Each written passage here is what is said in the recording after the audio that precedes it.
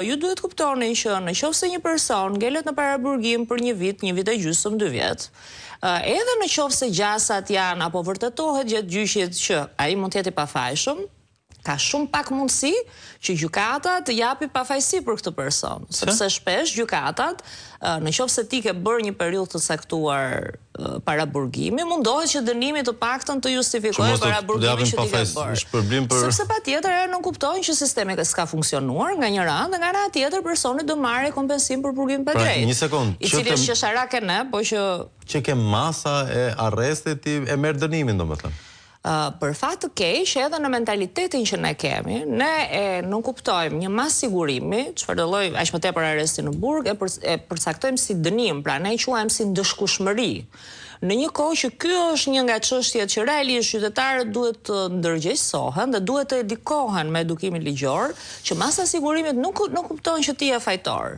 Po ndërkohë në psiqikën edhe perceptimin që publiku ka, nëse ndaj teje caktohet kjo masë dhe ty të hiqet liria, automatikisht ti e ke bërë atë gjë. Se ne kemi edhe në popull shprehjen që nuk të fut njëri kot brenda. Po nuk të vret njëri kot, ne kemi si popull shumë shprehje perverse. Nuk të fut njëri kot brenda, ajo gjithmonë është kështu në fakt. Dhe prandaj ligji ka kritere shumë të forta, të cilat neve nuk i zbatojmë ashtu siç duhet. Pra ne kemi vendime shumë mirë të arsyetuara, ku thuan 30 faqe, cilat janë nevojat e sigurimit, çfarë thot Strasburgu, çfarë thot gjykata kushtetuese, çfarë thot gjykata e lartë e tjerë.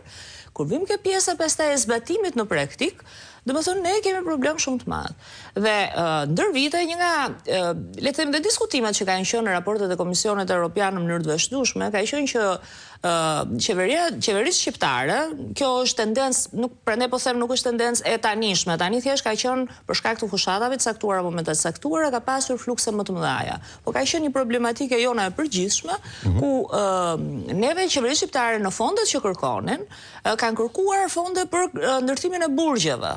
Në një kohë që për shembull neve çfarë kemi sot realitetin, ne s'kemi gjykata të përshtatshme, dhe nuk e kemi pas prej vitesh. Domethënë gjyqtarë që bëjnë zyrat në gjyqet në zyra, ngarkesë madhe, stoku e tjerë.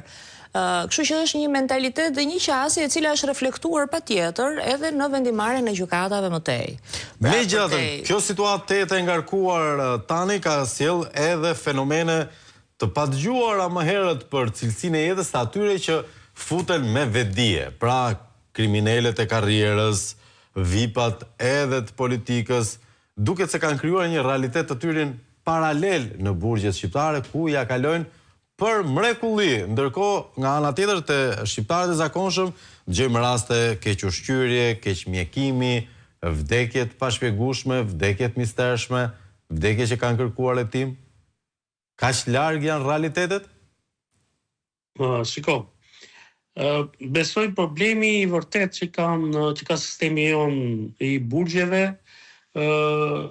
avokate Joana e përmendi dhe ky është shqetësimi i madh që ka sot Shqipëria. Pra ne kemi në çdo 3 të burgosur, 2 janë të paraburgosur, pra janë të padënuar. Ky është halli më i madh që kemi. Pra ne kemi burgosur njerëz pa i dënuar.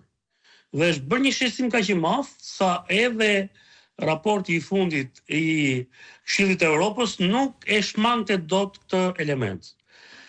Sigurisht që ky stok, po e quaj stok, po në të vërtetë është problematik shumë e madhe drejtësisë sonë, nuk është krijuar për një ditë, nuk është krijuar për një vit, për një mandat qeverisë se është mandati 4 zotëria që qeverizoni sot.